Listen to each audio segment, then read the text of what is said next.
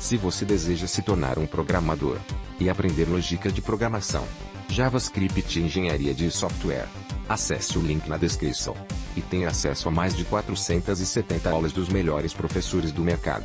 E realize o seu sonho de finalmente desenvolver software de qualidade profissional. Batalha de Verdun foi um combate travado entre 21 de fevereiro e 18 de dezembro de 1916, sendo a maior e mais longa batalha da Primeira Guerra Mundial na frente ocidental, colocando frente a frente os exércitos alemão e o francês. A Batalha de Verdun simboliza o absurdo da Primeira Guerra. Durante 300 dias de 1916, alemães e franceses se confrontaram com violência inaudita às margens do Mosa, resultando numa carnificina com centenas de milhares de mortos e sem sentido estratégico, nem vencedores reais. O rugido da artilharia pesada começa de manhã cedo, por 9 intermináveis horas os alemães disparam armas de todos os calibres. O mundo nunca virá algo igual. A 200 quilômetros de distância ainda se ouvem os canhões de Verdun. Tempestade de aço é como o escritor Jan Stroessner denominaria esse horror. O 21 de fevereiro de 1916, início da ofensiva que os alemães chamaram de Operação Tribunal, não foi um dia normal de guerra. Os combates já duravam 1 ano e meio na Europa, mas a Batalha de Verdun viria a se tornar o símbolo mais eloquente da Primeira Guerra Mundial, 1914-18.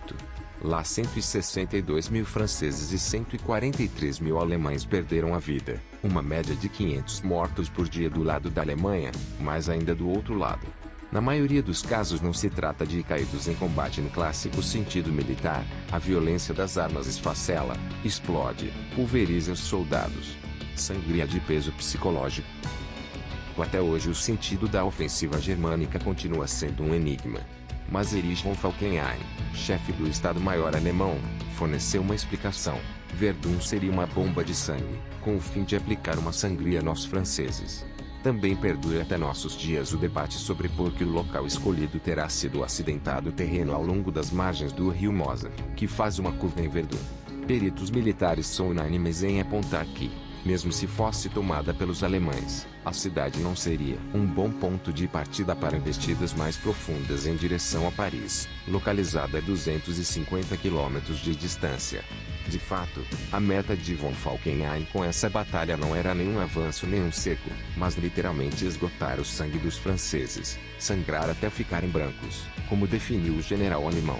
Um cálculo cínico, já que, para a França, Verdun era bem mais do que um nó estratégico militar. Como explica o historiógrafo Herfried Münkler, a cidade na região da Lorena representava um símbolo da oposição franco-alemã. Lá pela primeira vez o Império Carolíngio foi dividido em 3, no século IX. Mais tarde, no fim da Idade Média, se formaram a partir daí a França Oriental e Ocidental. Local de grande significado psicológico para os franceses, Verdun não podia, sob hipótese alguma, cair nas mãos do inimigo. Tanto, o defensor da cidade, general Philippe Pétain, percebeu a intenção de von Falkenhayn, contrapondo-lhe uma astuta tática. Ela envolveu literalmente toda a nação francesa na batalha no leste do país, mobilizando mais de 70% de seus soldados para as trincheiras de Verdun, pelo menos uma vez, por um período de 8 e 10 dias.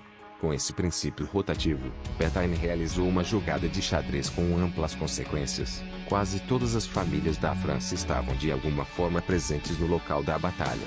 Sobretudo entre fevereiro e junho de 1916, contingentes importantes do Exército Nacional concentraram-se lá. Mesmo em retrospectiva, parece inimaginável o poder de fogo gerado por essa guerra industrializada que se travava pela primeira vez. Calcula-se que, em menos de 30 quilômetros quadrados, foram disparados 10 milhões de tiros, com um peso total de 1,35 milhão de toneladas de aço. O estrondo deixou muitos surdos, e aos sofrimentos dos soldados logo velhos se somaram um mau cheiro indescritível. Carnificina disfarçada de vitória. Verdun transformou-se num polo de extrema concentração de violência em espaço reduzidíssimo. As substâncias de combate empregadas deixaram a área contaminada por décadas, com certos trechos declarados zone rouge, zonas interditadas. Essas foram algumas das cicatrizes duradouras de uma orgia de destruição material e de vidas humanas que em nenhum momento rendeu mais de 4 quilômetros de terreno conquistado para os dois exércitos. A partir de julho de 1916, após o fracasso de várias ofensivas alemãs menores, o general von Falkenhayn ordenou defensiva estrita, pois há muitas tropas nacionais eram necessárias em outros focos de combate, sobretudo no rio Somme, no fronte ocidental. Em outubro os franceses avançaram, retomando, até dezembro, quase todos os territórios perdidos. Essa aparente vitória, contudo, fora na realidade um empate militar ao preço de uma catástrofe humana sem precedentes. E o início de um culto memorial que se mantém 100 anos depois. Símbolo da estupidez da Primeira Guerra. Entre os incontáveis monumentos aos 300 dias de Verdun, nenhum é tão impressionante quanto o ossário de Douaumont, erguido em 1927 diante do forte mais poderoso e setentrional da zona de batalha. Na torre principal dessa sepultura de massa jazem os restos mortais de cerca de 130 mil soldados franceses e alemães, todos desconhecidos. Até hoje ainda são depositados lá ossos da época, achados por acaso em jardins, campos e bosques da região. Para a França e os franceses, a catástrofe de Verdun é superposta hoje pelo sentimento de vitória, uma vitória de defensiva, segundo o lema de Pétain, on ne passe pas, aqui não se passa. Para os alemães, em contrapartida, ela permanece como símbolo da total falta de sentido. Ainda assim não faltaram esforços para glorificar a posterior carnificina. Um exemplo são os 14 volumes de Die Unsterbliche Landschaft, Die Fronten des Weltkrieges, A Paisagem Imortal, Os Frontes da Guerra Mundial, de Erich Otto Volkmann, lançado em 1934-35, logo após a ascensão dos nazistas ao poder. Além dos números astronômicos de suas vítimas, a Batalha de Verdun permanece na memória mundial também por motivos estratégico-militares, como um cínico exemplo de uma estratégia desumana. Como analisa o historiador militar Germán Herd, ao contrário da Batalha de Movimento no Rio Marne, a Batalha no Mosa foi marcada por falta de imaginação e monotonia, fazendo dela um símbolo perfeito para a estupidez assassina de 4 anos de uma guerra de posições.